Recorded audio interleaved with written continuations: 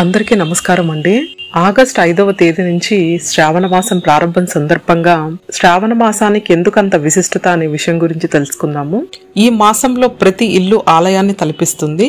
నెల రోజుల పాటు ఉదయం సాయంత్రం భగవన్నామ స్మరణతో మారుమోగుతాయి. శ్రావణంలో చేపట్టే ఎలాంటి కార్యానికైనా ఎంతో పవిత్రత ఉంటుంది. శ్రావణ మాసము తెలుగు సంవత్సరంలో 5వ నెల. వర్ష ఋతువు మూలంగా విరివిరిగా వర్షాలు పడతాయి.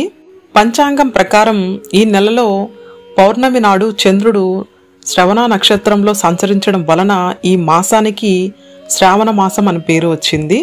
త్రిమూర్తులలో స్థితికారుడు, దుష్ట శిక్షకుడు, శిష్ట రక్షకుడు అయిన శ్రీ మహావిష్ణువును ధర్మపత్ని అయిన శ్రీ మహాలక్ష్మి అమ్మవారికి అత్యంత ప్రీతికరమైన మాసం ఈ శ్రావణ మాసం అంటారు.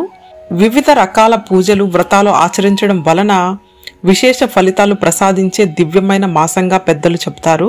శ్రీ మహావిష్ణువు జన్మ నక్షత్రం శ్రవణ నక్షత్రం కావడం, అటువంటి పేరుతో ఏర్పడిన శ్రావణ మాసం మహావిష్ణు పూజకు ఎంతో అనుకూలమైనది.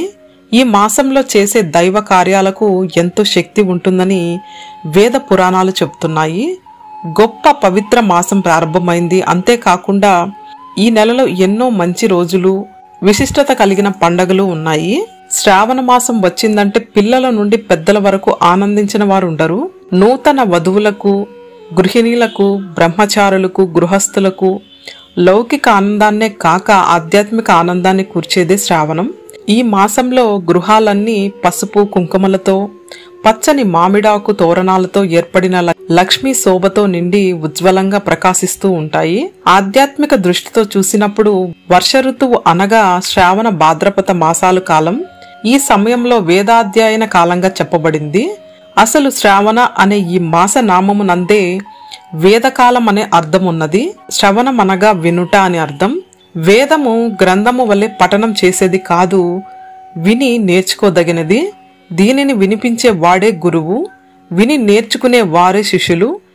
ఈ వేదమునకే స్వాధ్యాయం అనేది మరో నామం. వేదాధ్యయనం చేసే వారికి మోహం తొలగి బ్రహ్మస్వరూపం అర్థమవుతుందని రామాయణం నందు చెప్పబడింది. దీనిని బట్టి శ్రావణ మాసం వేద అధ్యయనం సమయమున త్రేతాయుగము నందు చెప్పబడినట్లు తెలుస్తుంది.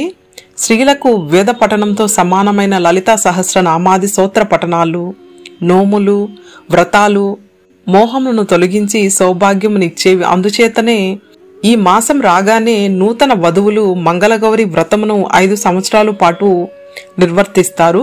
గృహిణి గృహమోచితి అని చెప్పినందున ఏ ఇంట్లో గృహిణులు ఆనందంగా ఉంటారో ఆ గృహంలోని వారందరూ ఆనందంగా ఉంటారని, శ్రావణం ఈ విధంగా సంతోషాన్ని కలిగించేదని, రైతులకు తమ వ్యవసాయ సాగుకు కావాల్సిన వర్షాలు విస్తారంగా కురిసి వాతావరణంలో మార్పు చెందడం వలన వ్యవసాయ సాగు కార్యక్రమాలు నిర్విఘ్నంగా సాగుతాయి. తమ మనోరథాలు నెరవేరబోతున్నాయని ఆనందిస్తారు. ఈ విధంగా శ్రావణ మాసం అందరికీ ఆనందాన్ని ఇస్తుందని, అదే విధంగా ఎంతో విశిష్టకరమైన, ఎంతో ప్రాముఖ్యత కలిగిన ఈ శ్రావణ మాసంలో వారి శక్తి కొలది వారు పూజ చేసుకొని ఆ లక్ష్మీ శ్రీనివాసుల యొక్క కరుణ అందరి మీద కలగాలని కోరుకుందాము. ఓం నమో లక్ష్మీ నారాయణాయ నమః.